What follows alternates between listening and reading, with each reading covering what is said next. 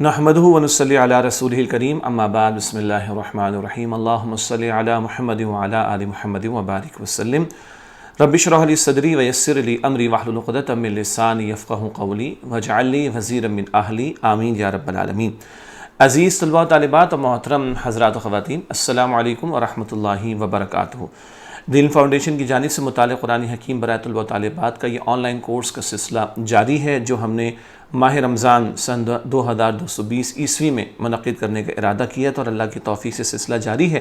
آج ہماری class number 16 ہے اور سورۃ الفلق کا انشاءاللہ مطالعہ کریں گے، اور سورۃ الفلق کے ساتھ ساتھ سورۃ الناس کا کچھ تعارف بھی آئے گا، کیونکہ دونوں صورتوں میں بڑی مشابہت ہے، اس پر بھی اب بات ہوگی انشاءاللہ۔ تعارف بھی پڑھیں گے، ترجمہ و تشریح بھی آپ کے سامنے رکھیں گے انشاءاللہ۔ اور صفحہ نمبر 66 ہے، حصہ اول کا صفحہ نمبر 66 جو آپ کے سامنے ہوگا، اس پر انشاءاللہ تعالی ہم کلام کریں گے۔ آئیے سب سے پہلے ہم مقاصد مطالعہ کی طرف چلتے ہیں، اور معلوم ہے نا آپ کو لرننگ آؤٹ کم، جب صورت مکمل ہوگی تو ہم کن کن باتوں کو سمجھ چکے ہوں گے انشاءاللہ، یہ ہم مقاصد مطالعہ میں شروع میں آپ کے سامنے رکھتے ہیں۔ مندرجہ ذیل باتیں معلوم ہو جائیں۔ نمبر 1، اللہ سبحانہ و تعالیٰ کی پناہ کیوں ضروری ہے، کیوں اللہ کی پناہ میں آنا ضروری ہے، اس پر بات ہوگی۔ نمبر 2، جادو سے کیسے بچا جا سکتا ہے، جادو ٹونا سنا ہے نا نام، جادو ہو جاتے، یہ خاص بچوں کے لیے میں کہہ رہا ہوں، جادو سے بچیں کیسے، اس پر بھی بات ہوگی۔ اور نمبر 3، ہر چیز کے شر سے کیا مراد ہے، ہر چیز میں ہی شر ہوتا ہے کیا، ہر چیز میں برائی ہوتی ہے کیا، ایسا نہیں ہے، لیکن اس کی وضاحت ابھی تھوڑی دیر میں ہمارے سامنے آ جائے گی۔ اس کے بعد ربط صورت کو سمجھتے ہیں۔ پچھلی سورہ اخلاص ہم نے مکمل کی تھی، اب سورہ فلق اور سورہ ناس ہم پڑھیں گے، آج سورۃ الفلق اور اگلی کلاس میں سورۃ الناس۔ سورۃ الاخلاص میں یہ بتایا گیا ہے کہ اللہ سبحانہ و تعالیٰ وہ ہے جو ہر اعتبار سے وحدہ لا شریک ہے، اکیلا ہے، اس کا کوئی شریک نہیں، کوئی کسی اعتبار اور کسی درجے میں اس کی برابری نہیں کر سکتا، ہر کوئی اس کے سامنے عاجز اور بے بس ہے، سب اس کے محتاج ہیں، وہ کسی کا محتاج نہیں ہے، سب اس کے سامنے عاجز ہیں، بے بس ہیں، اسی لیے اسی کی پناہ طلب کرنی چاہیے۔ اللہ ہے نا، ہم سب اس کے محتاج ہیں، تو پناہ بھی اسی سے طلب کرنی چاہیے۔ یہ تو سورہ اخلاص کے ذیل میں اور اس کے ضمن میں بات ہوئی۔ اس صورت میں سورہ فلق کی بات ہو رہی ہے، اس صورت میں خارج سے حملہ آور ہونے والے شرور سے بچنے کے لیے اللہ سبحانہ و تعالیٰ کی پناہ میں آنے کی تلقین اور طریقہ بتایا گیا۔ خارج باہر سے، کوئی جادو کر رہا ہے، کوئی حسد کر رہا ہے، یہ باہر کا شر ہے نا۔ اچھا، شر کی جمع شرور، برائیاں، شر کی جمع شرور، یہ جو باہر سے شرور حملہ کرتے ہیں، ان سے بچنے کے لیے اللہ تعالیٰ کی پناہ میں آنا، اس کی تلقین سورۃ الفلق میں کی گئی ہے۔ قرآن حکیم کے آخر میں 2 صورتیں ہیں جنہیں معوذتین یعنی 2 پناہ دینے والی صورتیں کہا جاتا ہے۔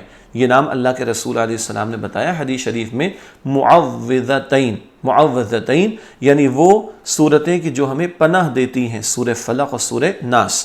تو معوذتین یعنی 2 پناہ دینے والی صورتیں انہیں کہا جاتا ہے۔ یہ صورتیں جادو، شیطان، جنات اور ہر قسم کے شر سے بچنے کے لیے بہت اہم ہیں۔ جادو، شیطان، جنات اور تمام شرور سے بچنے کے لیے بہت اہم ہیں۔ ان صورتوں کے ذریعے ہم اللہ سبحانہ و تعالیٰ کی پناہ حاصل کرتے ہیں۔ کیوں؟ پناہ دینے والا کون؟ اللہ۔ حفاظت کرنے والا کون؟ اللہ۔ تو اسی سے پناہ حاصل کرنی چاہیے، طلب کرنی چاہیے۔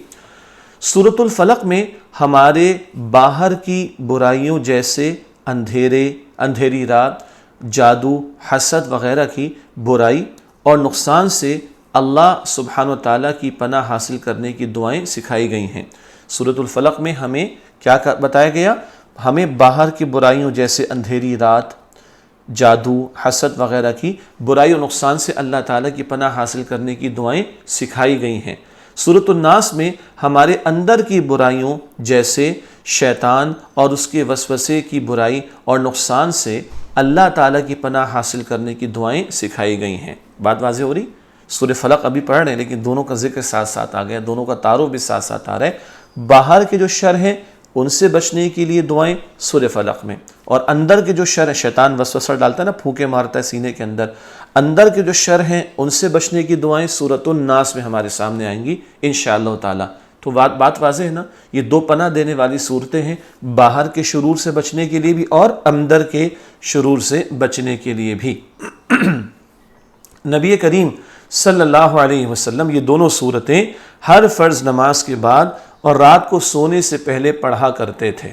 ہر فرض نماز کے بعد حضور نبی صلی اللہ علیہ وسلم کی سنت ہے کہ آپ اور ہر فرض نماز کے بعد بھی اور رات کو سونے سے پہلے بھی پڑھا کرتے تھے۔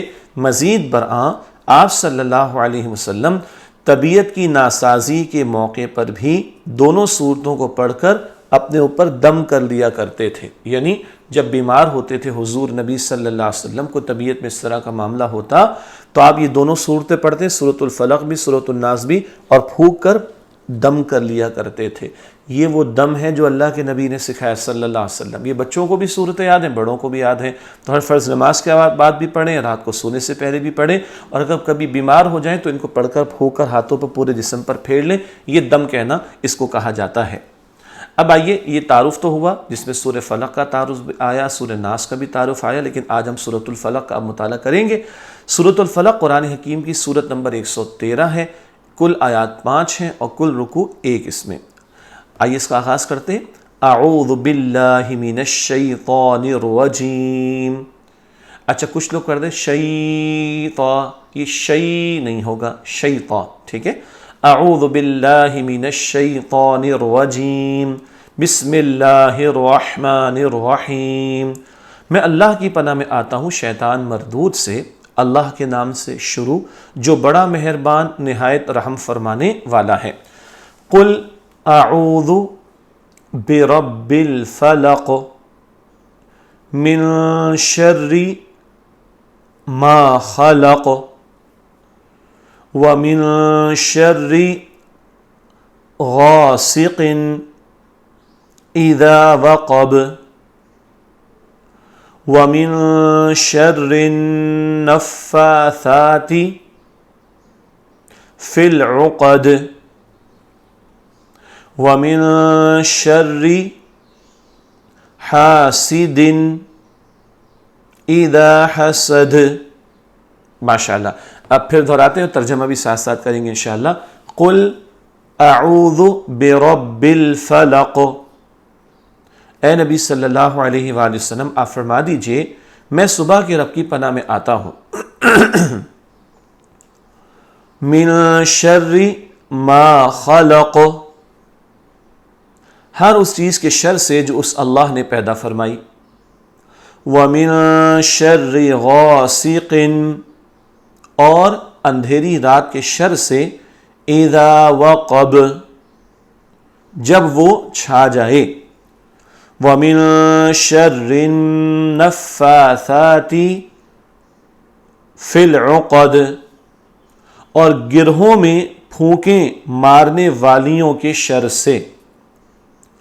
ومن شر حاسد، اور حسد کرنے والے کے شر سے، اذا حسد، جب وہ حسد کرنے لگے۔ ایک مرتبہ ترجمہ پھر پڑھتے ہیں۔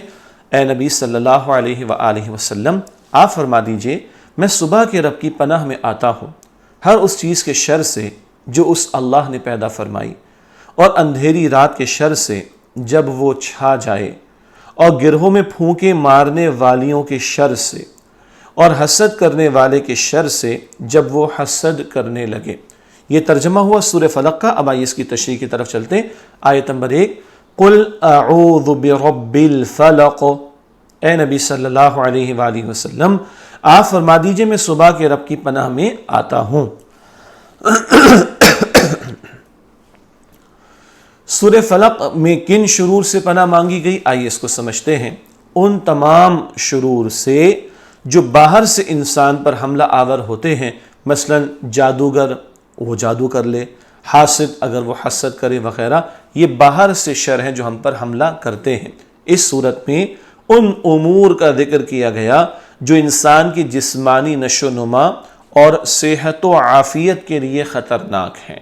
یہ جو باہر کے شرور ہیں، جنات کا ہو، جادوگروں کا ہو، حسد کرنے والوں کا ہو، اس سے ہمارے جسم اور صحت کو نقصان پہنچتا ہے۔ تو وہ امور جو ہماری صحت کے لیے، جسمانی صحت کے لیے خطرناک ہے، ان کا ذکر ہے سورۃ الفلق میں۔ ان شرور سے بچنے کی تلقین کی گئی ہے۔ اللہ تعالیٰ کی پناہ میں آنے سے مراد اللہ تعالیٰ پر توکل اور مکمل بھروسہ کر کے اللہ تعالیٰ کی حفاظت اور امان میں آ جانا۔ اللہ کی پناہ میں آنے سے مراد اللہ پر توکل کرنا، بھروسہ کرنا، وہی حفاظت کرنے والا ہے، تو اس کی حفاظت میں اور امان میں آ جانا، یہ ہے اللہ تعالیٰ کی پناہ میں آنا۔ اس کے بعد عملی پہلو، اللہ تعالیٰ کی پناہ لینے والا اپنے اس یقین اور اطمینان کا اظہار کر رہا ہے کہ جو ہستی تاریکی کو پھاڑ کر صبح کو ظہور میں لاتی ہے، وہ مایوس کن حالات میں امید کی کرن بھی پیدا کرے گی اور فتنوں کے ہجوم کو چھانٹ کر امن و عافیت کی راہ بھی کھولے گی۔ تھوڑی مشکل بات لگ رہی ہے، اسٹوڈنٹس کو تھوڑا آسان کرتے ہیں۔ رات ہوتی ہے نا اندھیری، تو صبح کی روشنی کون عطا کرتا ہے؟ اللہ۔ اندھیری رات کے بعد روشنی کون دیتا ہے؟ اللہ۔ تو کبھی انسان مشکلات میں آ جاتا ہے، پریشانیوں کے اندر آ جاتا ہے، پریشان ہوتا ہے نا، تو امید کون دلائے گا؟ اللہ۔ بلکہ امید کہاں سے ہے؟ اللہ کی ذات سے۔ جو اللہ رات کی تاریکی کے بعد دن کی روشنی عطا کرتا ہے، وہی مشکلات سے نکال کر ہمیں امن بھی عطا فرمائے گا اور عافیت عطا فرمائے گا۔ تو جو دن رات کا نظام چلانے والا اللہ ہے، اسی سے پناہ مانگی جائے، اسی سے امن مانگا جائے، اسی سے عافیت اور سلامتی مانگی جائے۔ میرا خیال ہے اب تو اسٹوڈنٹس کے لیے کچھ بات آسان ہو گئی ہوگی الحمدللہ۔ مشکلات میں آ جائیں تو کس کو پکاریں؟ اللہ کو پکاریں۔ فلق سے مراد لفظی معنی ہے پھٹنے کے، لفظی معنی پھٹنے کے ہیں۔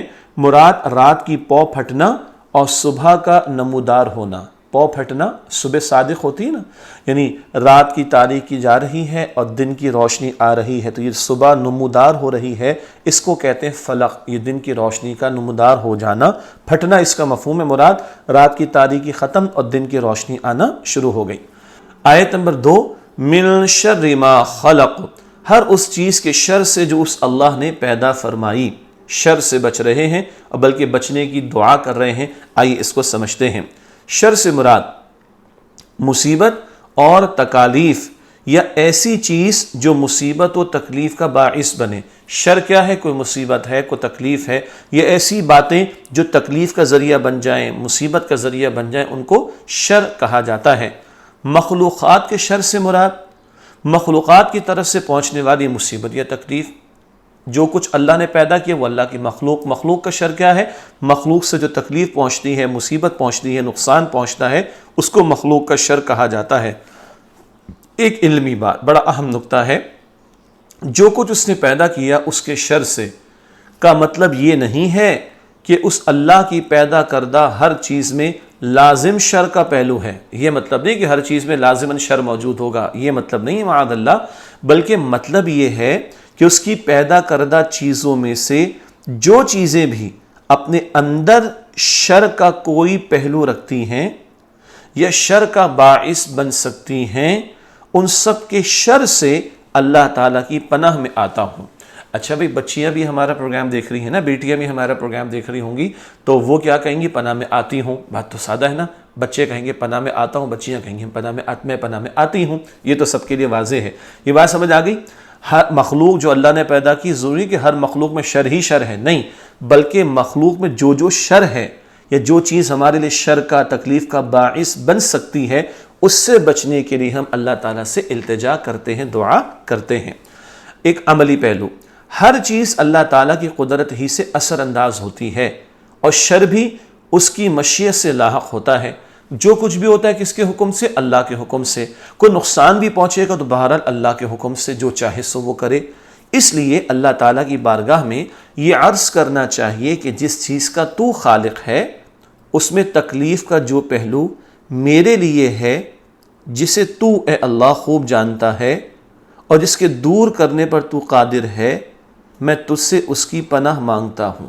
دوبارہ سمجھتے ہیں، ساری کائنات کو کس نے پیدا کیا؟ اللہ نے، اور ہر بات اللہ کے حکم سے ہی ہو رہی ہے، ٹھیک ہے؟ کسی چیز میں اگر کوئی تکلیف کا پہلو ہے تو اس تکلیف کو دور کرنے والا بھی کون ہے؟ اللہ سبحانہ و تعالیٰ۔ یہ ہم اللہ سے التجا کر رہے ہیں اس تکلیف سے بچا لینے کے لیے کہ جو کسی شے میں اللہ تعالیٰ نے رکھی، اے اللہ مجھے تو اس سے بچا لے۔ کیوں؟ تکلیف سے بچانے والا، نقصان سے بچانے والا کون؟ اللہ سبحانہ و تعالیٰ۔ تیسری آیت کی طرف چلتے ہیں، وَمِن شَرِّ غَاسِقٍ إِذَا وَقَبَ، اور اندھیری رات کے شر سے جب وہ چھا جائے۔ اب رات کے شر کی بات آ گئی خاص، پہلے تو تمام شرور کا ذکر تھا، اب خاص ایک رات کے شر کا بیان۔ تاریک رات کے شر سے پناہ، تاریکی میں، اندھیرے میں شر پسند عناصر اور شیطانی قوتوں کو ابھرنے کا موقع ملتا ہے۔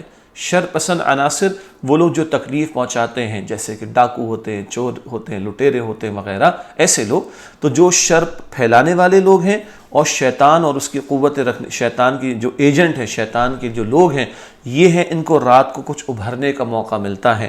ظاہری اور جسمانی آفتوں کے اعتبار سے بیماریاں رات میں بڑھتی ہیں، اور موذی جانور، موذی ایذا پہنچانے والے، تکلیف پہنچانے والے موذی جانور رات میں نکلتے ہیں، تو رات میں بیماریاں بھی بڑھ جاتی ہیں، تکلیف دینے والے جانور بھی رات میں نکلتے ہیں۔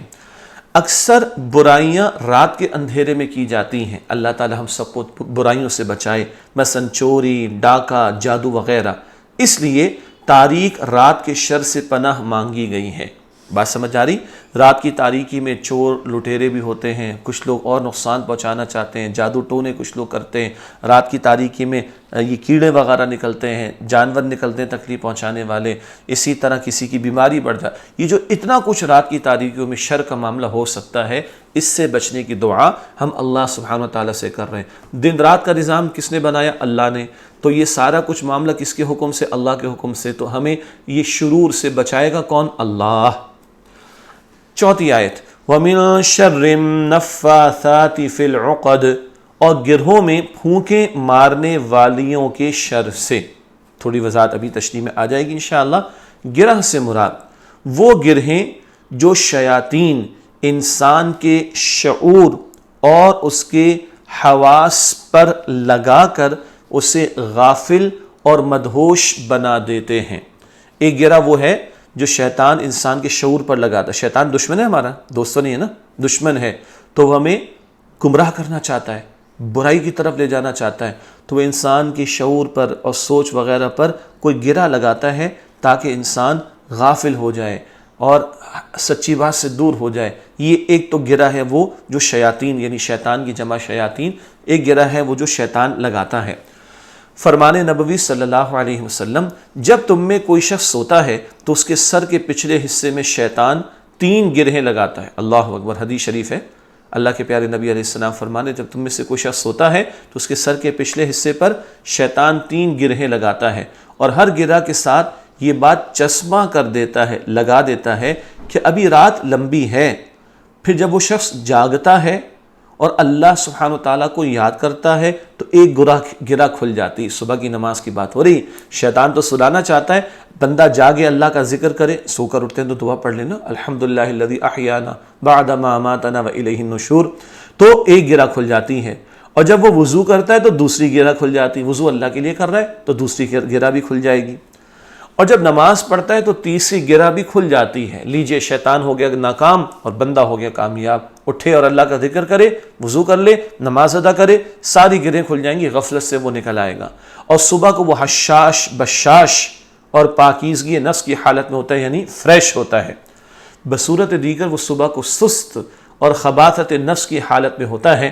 یہ صحیح بخاری صحیح مسلم شریف کی روایت ہے، یعنی بندہ سوتا رہا تو شیطان کامیاب ہو جائے گا، اور جب یہ بندہ اٹھے گا تو صبح سست ہوگا، سستی ہوگی اس کے اندر، اور خباثت نفس اس کے اندر جو ہے وہ بے برکتی ہوگی، نحوست کا معاملہ ہوگا۔ یہ ہوتا ہے تب جب بندہ ان گروہوں کو نہ کھولے اور شیطان کا شکار ہو جائے۔ اللہ تعالی ہم سب کو فجر کی نماز بھی پابندی سے ادا کرنے کی توفیق دے، اور اللہ تعالی ہم سب کو شیطان کے شر سے محفوظ رکھے۔ گرہوں پر پھونکے مارنے والیوں سے مراد جادو ٹونے کرنے والی عورتیں مراد ہیں، یعنی وہ گرہ لگانا، رسیوں سے کچھ پڑھ کر پھونکنا، یہ جادو ٹونے کرنے والے کر رہے ہوتے ہیں۔ اس معنی میں جادو ٹونے کرنے والے مرد بھی شامل ہیں۔ جو قرآن کا لفظ ہے نفاثات، اس میں عورتوں کا مفہوم بھی داخل ہے اور مردوں کا مفہوم بھی داخل ہے۔ مراد وہ لوگ جو جادو کرتے ہیں گرہیں باندھ کر۔ اللہ تعالیٰ جادوگروں کے جادو والے شر سے ہم سب کی حفاظت فرمائے۔ جادو کے بارے میں شرعی حکم، دین اسلام نے کیا بتایا جادو کے بارے میں؟ جادو ایک ایسا برا عمل ہے جس کا سیکھنا سکھانا اور کرنا کرانا حرام ہے۔ اللہ اکبر! جادو ایک ایسا برا عمل ہے جس کا سیکھنا، سکھانا اور کرنا کرانا حرام ہے۔ اللہ تعالیٰ نے اس کو حرام قرار دیا، اور اللہ تعالیٰ ہمیں اس سے بچائے بھی، اور جادو کے شر سے بھی اللہ ہم سب کی حفاظت فرمائے۔ عملی پہلو ایک اہم اس میں اور ہے، ان صورتوں کی برکتوں سے فیض اور شفا حاصل کرنے اور جادو ٹونوں سے بچنے کے لیے ہمیں آپ صلی اللہ علیہ وسلم کے مسنون طریقے کو اختیار کرنا چاہیے۔ حضرت عائشہ صدیقہ رضی اللہ تعالی عنہ فرماتی ہیں کہ رسول اللہ صلی اللہ علیہ وآلہ وسلم جب بستر پر تشریف لے جاتے مراد رات کو، تو اپنے دونوں ہاتھوں میں قل هو اللہ احد اور معوذتین پڑھ کر پھونکتے۔ معوذتین پناہ دینے والی دو صورتیں فلق اور ناس، تو قل هو اللہ احد اور معوذتین پڑھ کر پھونکتے، پھر ان کو اپنے چہرے اور جسم پر جہاں تک ہاتھ پہنچ جاتا پھیر لیتے۔ تو سورہ فلق اخلاص بھی پڑھتے، فلق بھی پڑھتے، الناس بھی پڑھتے، پھونکتے، اور پورے جسم چہرے پر آپ علیہ السلام اس کو پھیر لیتے۔ اور حدیث میں یہ بھی آتا ہے کہ حضور یہ 3 مرتبہ کرتے تھے، تو رات کو سوتے وقت یہ اہتمام بھی کریں گے تو برکت بھی ملے گی، شفا بھی ملے گی، اور شرور سے انشاءاللہ تعالی اللہ ہم سب کی حفاظت بھی فرمائے گا۔ 5ویں اور آخری آیت ہے سورۃ الفلق کی آیت نمبر 5، وَمِنَ شَرِّ حَاسِدٍ إِذَا حَسَدَ، اور حسد کرنے والے کے شر سے جب وہ حسد کرنے لگے۔ یہ 5ویں آیت ہے، اس کی تشریح کی طرف چلتے ہیں۔ حسد کسے کہتے ہیں؟ انگلش میں اس کو جیلسی کہا جاتا ہے، اور یہ بہت ہوتا ہے ہمارے ہاں، اسکولوں میں بھی ہوتا ہے، یہ گھروں میں بھی ہو جاتا ہے، کاروبار میں بھی ہو جاتا ہے۔ اللہ ہم سب کو بچائے۔ حسد کسے کہتے ہیں؟ کسی کی نعمت و راحت کو دیکھ کر جلنا اور چاہنا کہ یہ نعمت اس سے چھن جائے۔ اچھا کپڑا کسی کے پاس ہے، اچھی گاڑی کسی کے پاس ہے، ہاں اچھا اسمارٹ فون کسی کے پاس ہے، جل رہا آدمی، چھن جائے اللہ کرے اس سے۔ یہ جلنا یہ حسد ہے، اور یہ حرام ہے، اس سے منع کیا گیا۔ عملی پہلو، قرآن حکیم کے اختتام پر حاسد کے شر سے پناہ مانگنے کا جو حکم دیا گیا ہے، اس سے ایک اہم بات کی طرف اشارہ نکلتا ہے، اور وہ یہ ہے کہ اہل ایمان خوب سمجھ لیں کہ اس کتاب ہدایت کو پا کر انہیں بڑی نعمت اور بہت بڑا شرف حاصل ہوا ہے۔ قرآن حکیم کی آخر میں صورت ہے نا، تو پہلی بات تو ایمان والے اس بات کو اچھی طرح سمجھے کہ بہت بڑی بلکہ سب سے بڑی نعمت ہے جو اللہ تعالیٰ نے قرآن حکیم کی صورت میں ہمیں عطا فرما دی۔ اس پر دشمنوں کی حاسدانہ نگاہوں اور ان کے فتنوں سے بچنے کے لیے اللہ تعالیٰ کا سہارا لینا چاہیے۔ دشمن حسد کریں گے، فتنہ پیدا کرنے کی کوشش کریں گے، ان کے حسد و فتنوں سے بچنے کے لیے اللہ تعالیٰ سے التجا کرنی چاہیے اور اس سے مدد مانگنی چاہیے، اس کا سہارا لینا چاہیے۔ حاسد کے حسد سے بچنے کی دعا کی تلقین، ایک تو ہے نا کہ ہم کسی کے ساتھ حسد کریں، یہ حرام ہے، اس کا ذکر بھی آگے آئے گا۔ ایک ہے کوئی ہمارے ساتھ حسد کرے، کوئی اگر ہمارے ساتھ حسد کرنے لگے، اس سے بچنے کی دعا سکھائی گئی ہے یہاں پر، کیونکہ حسد کی وجہ سے حاسد کوئی بھی نقصان پہنچا سکتا ہے۔ آپ نے ایک سٹوری سنی ہوگی، اچھا ہم بعد میں آپ کو بتائیں گے بھی انشاءاللہ کبھی۔ حابیل اور قابیل کا نام سنا ہے نا، آدم علیہ السلام کے 2 بیٹے، تو قابیل کو حسد ہوا اپنے بھائی حابیل سے، اور قابیل نے اپنے بھائی حابیل کو قتل کر دیا۔ استغفر اللہ! یہ حسد اتنے گندے معاملات تک لے جاتا ہے اور گھناؤنے جرم تک لے جاتا ہے کہ قابیل نے اپنے بھائی حابیل کو قتل کر دیا۔ استغفر اللہ! تو یہ تو ہے کہ کوئی ہم سے حسد کرے تو وہ ہمیں نقصان بھی پہنچا سکتا ہے، اس سے بچنے کے لیے یہ دعا ہمارے سامنے آ رہی ہے، وَمِن شَرِّ حَاسِدٍ اِذَا حَسَدَ۔ حسد کا عمل حرام اور گناہ کبیرہ ہے، بہت بڑا گناہ ہے حسد کرنا، کسی کو دیکھ کر جلنا۔ بھائی کسی کے پاس کوئی گھر ہے، گاڑی ہے، کس نے دی ہے؟ اللہ نے نا، ہم کیوں جلیں اس کے اوپر؟ کتنا بڑا جرم ہے! اسی لیے یہ حرام ہے اور گناہ کبیرہ، یعنی بہت بڑا گناہ ہے، اور ہمیں حسد کرنے سے بچنا بھی ہے۔